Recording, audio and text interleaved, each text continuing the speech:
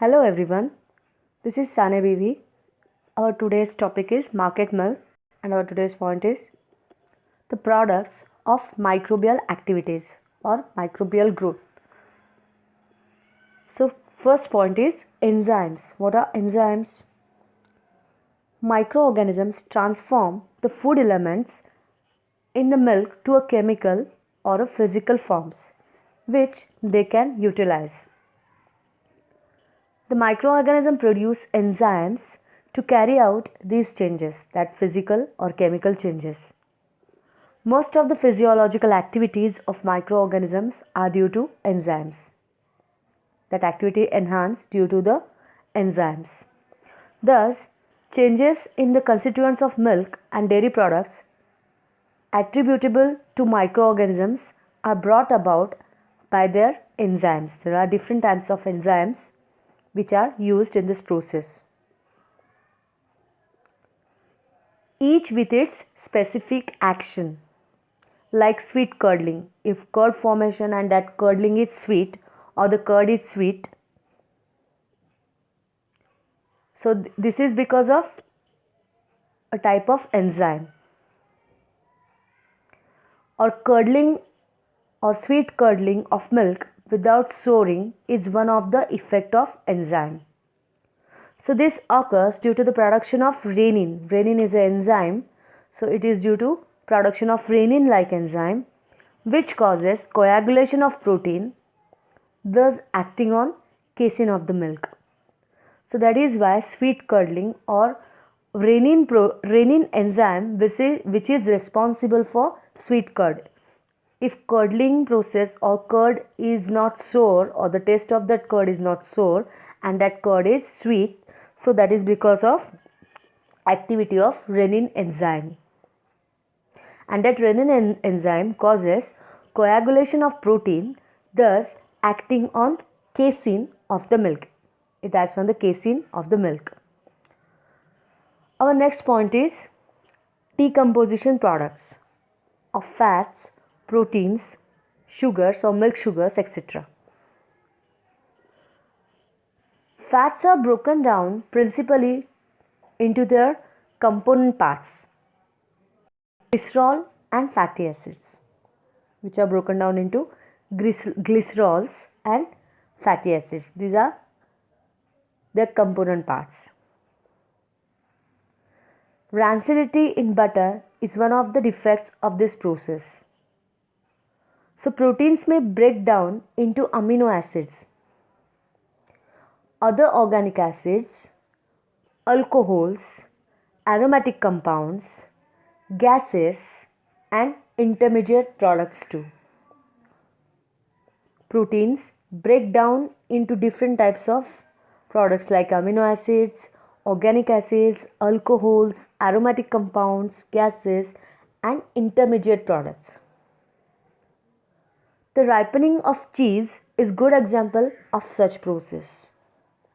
This process is called proteolysis. The ripening of cheese is good example of the process, and that process is called proteolysis, which gives desirable flavor to the cheese. Sweet flavor or desirable flavor to that cheese by ripening process. This process or this proteolytic process is responsible for particular desirable flavor to the cheese. Sometimes causing the undesirable odor is also possible in this ripening process or proteolysis process. Sugars may break down into alcohols, acid, water, carbon dioxide and hydrogen or the intermediate products. Souring of milk is the most common effect observed. That souring process or souring of milk is very common. This is caused by lactic acid bacteria. That souring process is caused by lactic acid formation or lactic acid bacteria. The development of sour acid flavor is not due to the lactic acid, which is odorless, but due to volatile acids and compounds.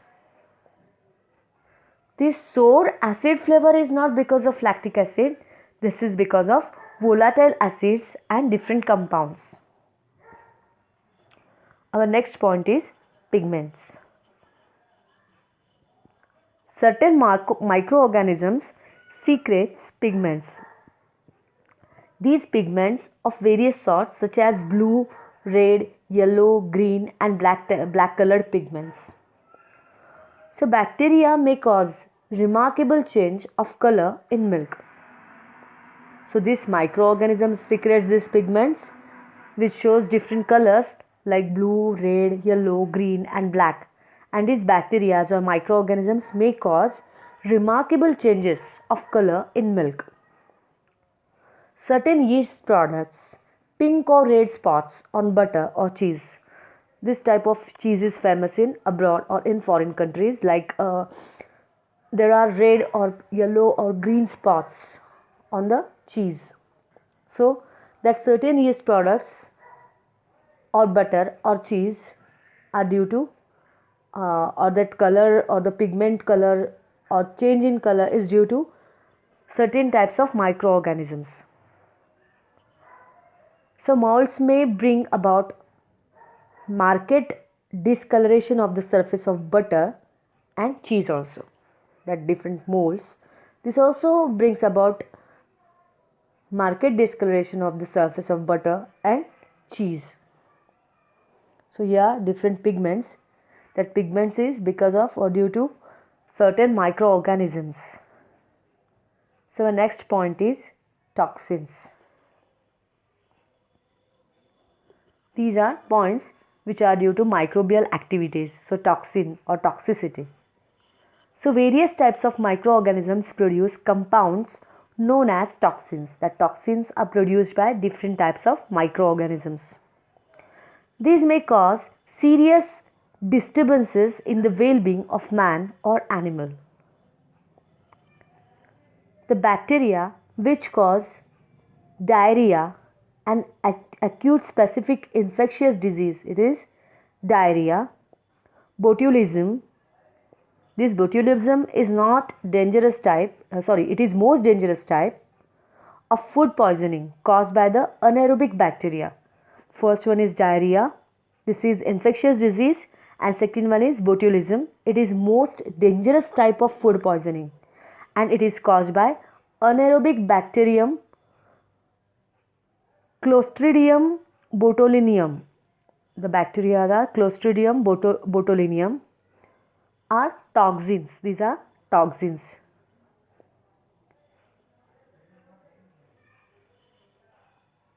Here we can see few types of microorganisms which are present in milk.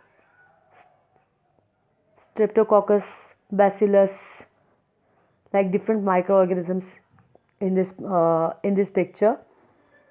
So next is miscellaneous changes. Next point or point number 5 is miscellaneous changes.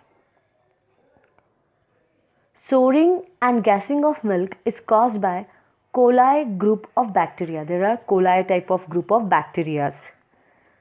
These coli bacteria are commonly found in soil. It is found in soil, in manures, in feed, etc. and can contaminate milk and dairy products.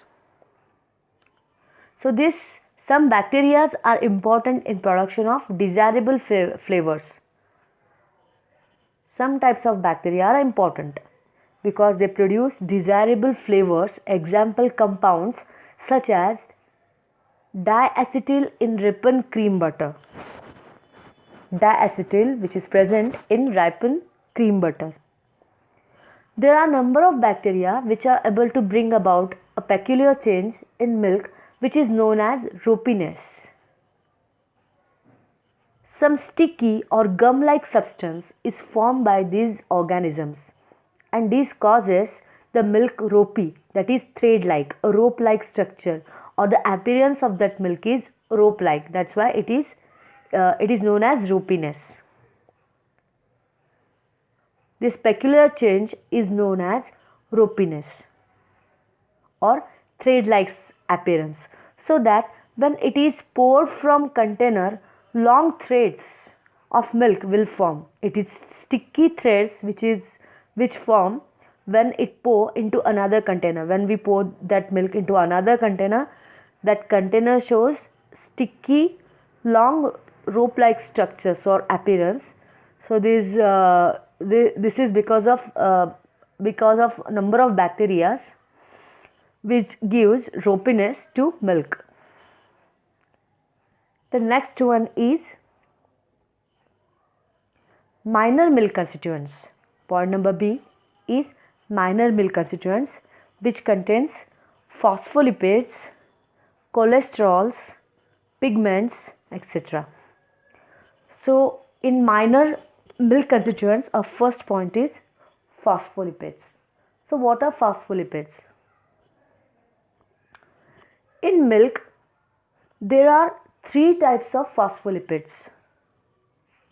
Visually, lecithin, cephalin and sphingomyelin. Three types of phospholipids are present. First one is lecithin, second one is cephalin and third one is sphingomyelin. In lecithin contains nitrogen and phosphorus and is present in the fat globule membrane as its important constituents. That lecithin is very important constituent and which contains nitrogen. First phospholipid, that is lecithin, which contains nitrogen and phosphorus and which is present in the fat globule membrane as its important constituent. It contributes to the richness of flavor of milk and other dairy products. This lecithin, which already contain nitrogen and phosphorus, it contributes to the richness of flavor of milk and other different types of dairy products. This lecithin is highly sensitive to oxidative changes. It is very sensitive to oxidative changes, giving rise to oxidized, that is metallic flavor. It gives oxidized metallic flavor.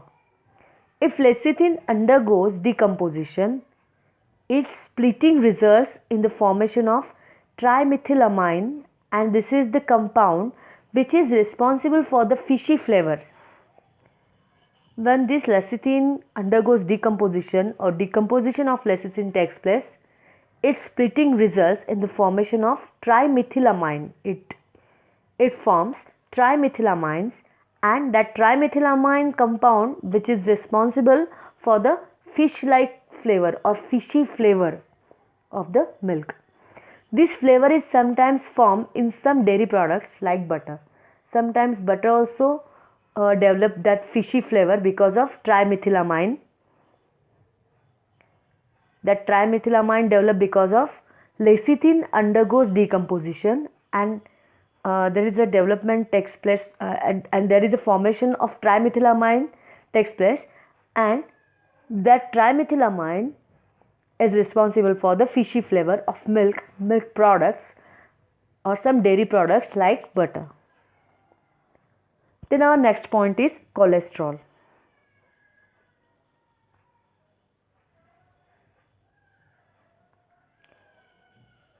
In this chart, we can see different phospholipids. So phosphatidyl ethanolamine, that is 31.8, then phosphatidyl choline, that is 34.5. Different types of phospholipids are there. Then phosphatidyl serine, then inositol, then sphingomyelins and others are there in cow milk. Then our next point is cholesterol. This cholesterol may be present in true solution in the fat and as a part of the fat globule membrane complex. It is true solution in the fat and as part of the fat globule membrane complex. This cholesterol also appear in complex formation with protein in the non-fat protein of milk. It is non-fat portion, not protein, non-fat portion of milk. It is non-fat portion, means without fat portion of that milk. Then next one is pigment. Next point is pigments. So what are pigments? Pigments are of two types. Some pigments are fat soluble and some are water soluble. So fat soluble pigments such as carotene, xanthophyll. Two fat soluble pigments which are present in milk are carotene and next one is xanthophyll, and water soluble pigment such as riboflavin. So carotene is the coloring matter of all green leaves. Carotene is present in all green leaves where it is marked by chlorophyll. That carotene is marked by chlorophyll. It is green colored pigment. Pure carotene has a reddish brown color. When it is in pure form, it shows reddish brown color. It appears into milk from feed. It appears into milk from cattle feeds. This carotene is responsible for the yellow color of milk fat and consequently the yellow color of cream, butter, ghee and other fat-rich dairy products. So in this picture we can see carotene pigment or the structure of carotene. Besides contribution to the color of milk, this carotene acts as an antioxidant and also as precursor of vitamin A.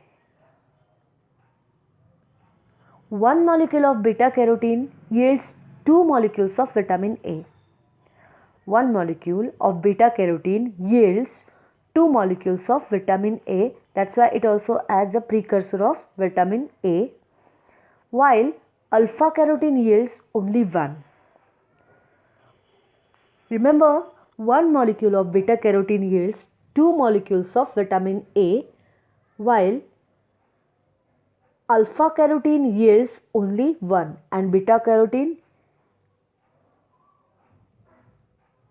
yields 2 molecules of vitamin A and alpha carotene yields 1 molecule of vitamin A.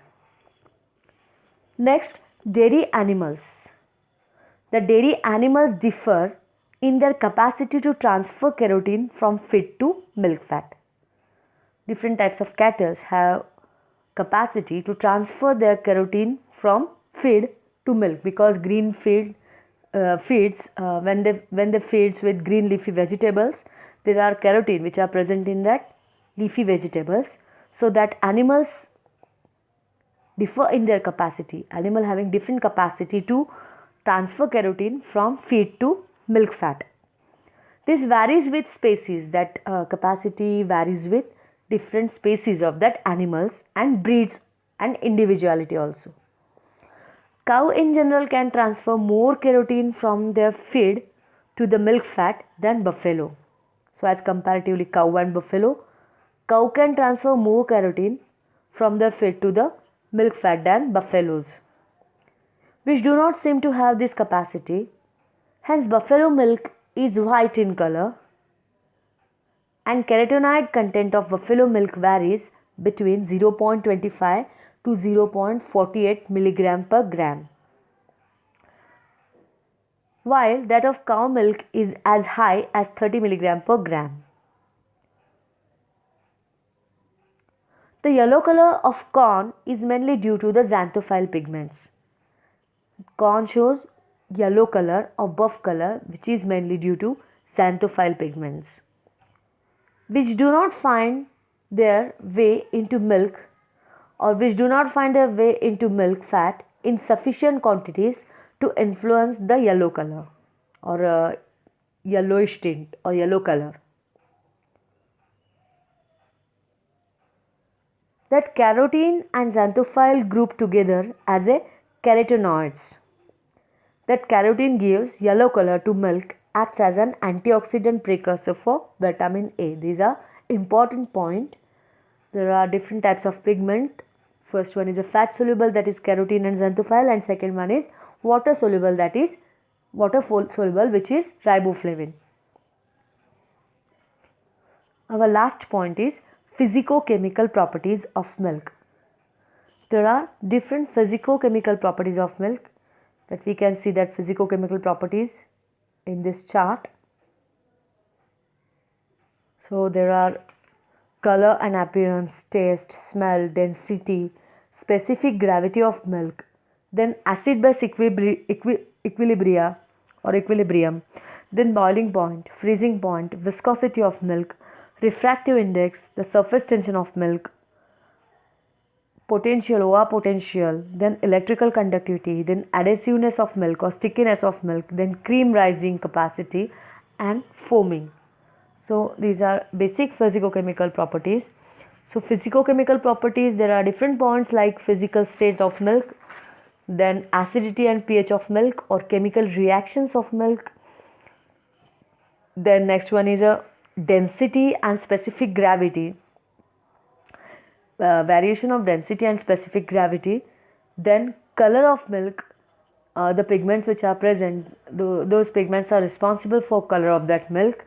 And last point is flavor or flavor of the milk. So these are some physicochemical properties. Then we will discuss that physicochemical properties in our next lecture. Okay, thank you.